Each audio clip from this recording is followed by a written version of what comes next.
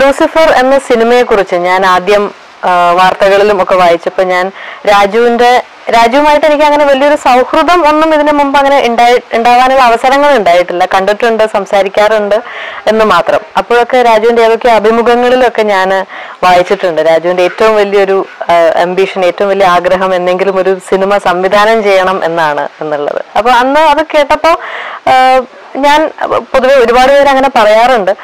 പക്ഷെ അതിനുശേഷം ഈ ലൂസിഫർ സംവിധാനം ചെയ്യുന്നത് രാജു ആണെന്ന് കേട്ടപ്പോൾ ഇത്രയും വർഷമായിട്ട് അതേ സ്വപ്നത്തിൽ അത്രയും മുറുകെ പിടിച്ചുകൊണ്ട്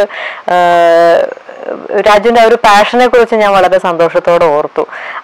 അപ്പൊ അങ്ങനെ ഒരു സിനിമ സംഭവിക്കാൻ പോകുന്നതും അതിൽ ലാലേട്ടനാണ് നായകൻ എന്നൊക്കെയാണ് ഞാൻ ആദ്യം വാർത്തകളിൽ വായിച്ചപ്പോൾ ഒരുപാട് പ്രതീക്ഷകളും നന്നായിരിക്കും സിനിമ എന്ന് ഞാൻ ഉറപ്പായിട്ടും വിചാരിച്ചിരുന്നു. അത് കഴിഞ്ഞ് കുറെ നാൾ കഴിഞ്ഞപ്പോഴാണ് രാജുവും മുരളിയും കൂടി എന്റെ കഥാപാത്രത്തിനെ കുറിച്ച് സംസാരിക്കാനായിട്ട് എൻ്റെ അടുത്ത് വരുന്നത്. അപ്പൊ അതെനിക്ക് ശരിക്കും പറഞ്ഞാൽ ഒരു ഡബിൾ ലോട്ടറിയൊക്കെ അടിച്ച പോലെയായിരുന്നു. ഞാൻ കാണാൻ ആഗ്രഹിച്ച ഒരു സിനിമയിൽ വളരെ നല്ലൊരു കഥാപാത്രം എനിക്കായി മാറ്റിവെക്കപ്പെട്ടിട്ടുണ്ട് എന്നുള്ളൊരു അറിവ് എന്നെ സംബന്ധിച്ച് വലിയൊരു ഭാഗ്യമായിട്ടാണ് എനിക്ക് തോന്നിയത്.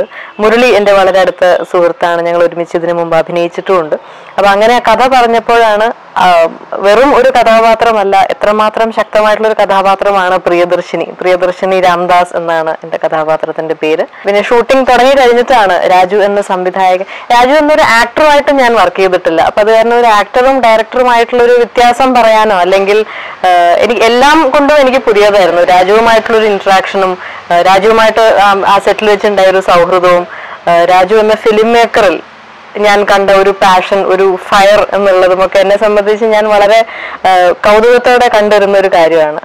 പിന്നെ ഉള്ളത് ഇതിൽ ഏറ്റവും വലിയൊരു ഭാഗ്യം ലാലേട്ടനെ പോലെയുള്ളൊരു നമ്മുടെയൊക്കെ ഒരു നിധിയായിട്ടുള്ള ലാലേട്ടനോടൊപ്പം ഒരു സിനിമ ചെയ്യാൻ സാധിക്കുക എന്ന് പറയുന്നത് തന്നെ വലിയൊരു ഭാഗ്യമാണ്. എന്നെ സംബന്ധിച്ച് ആ ഭാഗ്യം വീണ്ടും ലാലേട്ടന്റെ കൂടെ വർക്ക് ചെയ്തിട്ടുള്ള എല്ലാവരും ഞാൻ പറഞ്ഞു കേട്ടിട്ടുണ്ട്, പ്രത്യേകിച്ച് സംവിധായകര്.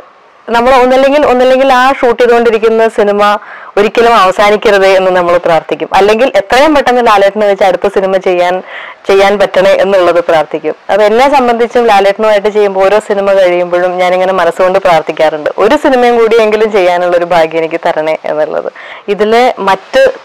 ഇതിലെ താരനിര എന്ന് പറഞ്ഞാൽ തന്നെ ക്യാരക്ടർ ലുക്ക് പോസ്റ്റേഴ്സൊക്കെ വരുമ്പോൾ എല്ലാവരെയും കൂടെ അങ്ങനെ ഒന്നിച്ച് കാണുമ്പോഴാണ് ഈ സിനിമയുടെ ഒരു വലിപ്പം കുറച്ചും കൂടെ ക്ലിയർ ആയിട്ട് നമുക്ക് മനസ്സിലാവുന്നത്. അത്രയും അധികം ടൊവിനോ ഉണ്ട്, സായി ചേട്ടനുണ്ട്, അങ്ങനെ പറഞ്ഞു വരുമ്പോൾ ഒരുപാട് വലിയ അഭിനേതാക്കൾ ഈ സിനിമയിൽ നല്ല കഥാപാത്രങ്ങളെ അവതരിപ്പിച്ചിട്ടുണ്ട്.